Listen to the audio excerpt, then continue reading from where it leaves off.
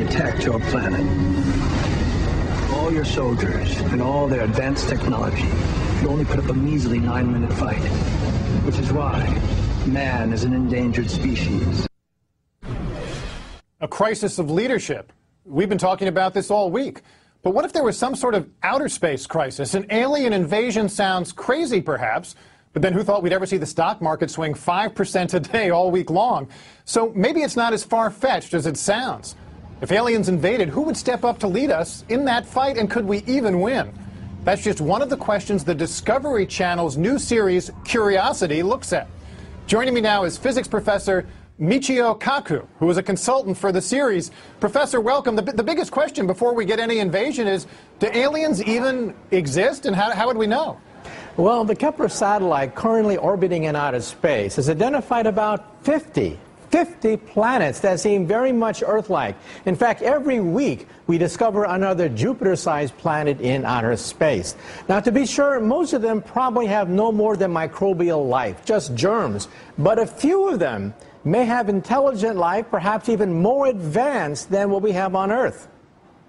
Now, so how does this actually work? When Discovery decided they were going to do a show on alien invasions, your phone rings because you're on the sort of speed dial for theoretical physicists who can help them do the war game for how this might play out? Well, believe it or not, we physicists have actually studied the question of what happens if we do encounter a hostile advanced civilization in space. And Hollywood gets it all wrong. Hollywood assumed that the aliens are maybe 100 years more advanced than us, and if only we had a secret weapon, we can defeat the aliens. Wrong. Either the aliens don't bother with us because we're simply too primitive, or if they do invade, it'll be more like Bambi versus Godzilla. And why do you say that? What techniques will they have that we can't even imagine? Think of the fact that they could be 1,000, 1,000,000 years more advanced than us. Realize that the universe is 13.7 billion years old, and so it's conceivable that they can have weapons that we can't even conceive of. Now, in my own point of view, look at how the barbarians eventually defeated the Romans.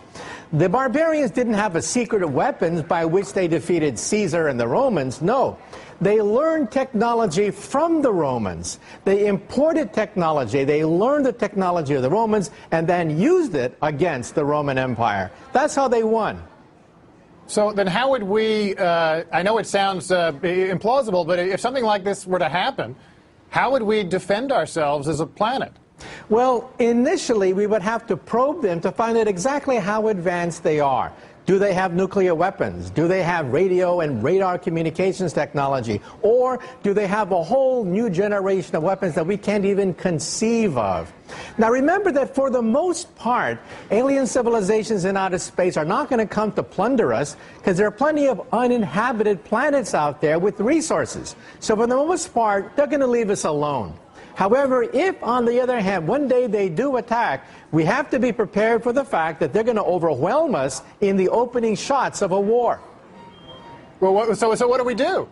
Well, first we have to study the question. We have to send up more Kepler satellites. We have to eavesdrop on conversations in outer space between alien civilizations. This is something that we haven't even done yet.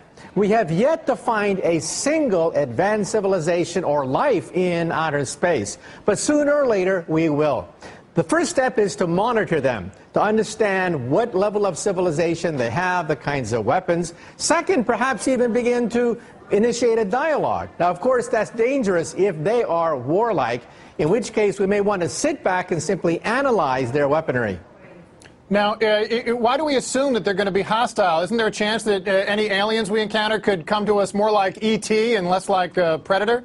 Yeah, personally, I think for the most part, alien civilizations that are 1,000,000 years ahead of us have had 1,000,000 years to sort out racial, sectarian, and religious differences among themselves. So I think for the most part, they're going to be peaceful. And for the most part, they're going to find resources on uninhabited planets. Why bother with the Earth with restive natives when you have all these other planets loaded with natural resources and nobody lives on them? However, we do have to plan for the day that maybe a few of them could be hostile. Now, I'm wondering if there can't be an upside to all this. I'm a big fan of the original Star Trek series, and it was only when, there were alien civilizations that seemed to challenge the Earth, that you found that the Earth got its act together for the kind of global governance that all the all the visionaries say we need that if we're going to deal with climate change, if we're going to deal with all the modern issues, global finance, where the sovereignty of individual nations is actually a political barrier to solving these big problems. So can there be an upside to the alien threat? Believe it or not, when President Ronald Reagan met Mikhail Gorbachev, we now know during the transcripts of the meeting that he said that if we were ever attacked by the Martians, you and me, the Soviets and the capitalist U.S., would be allies in the fight against the Martians. Well, that's how Ronald Reagan looked at it, and believe it or not, there's some truth to it. If we are faced with a common enemy in outer space, it would indeed help to unite the Earth, just the way Ronald Reagan said. All right, Michio Kaku, theoretical physicist and an advisor to the new Discovery series Curiosity. We'll be looking forward to seeing how Discovery treats that, and thanks for taking the time today. Right, every Sunday at 8 o'clock. Every Sunday at 8 o'clock. A theoretical physicist who knows how to get in his promo. I like that.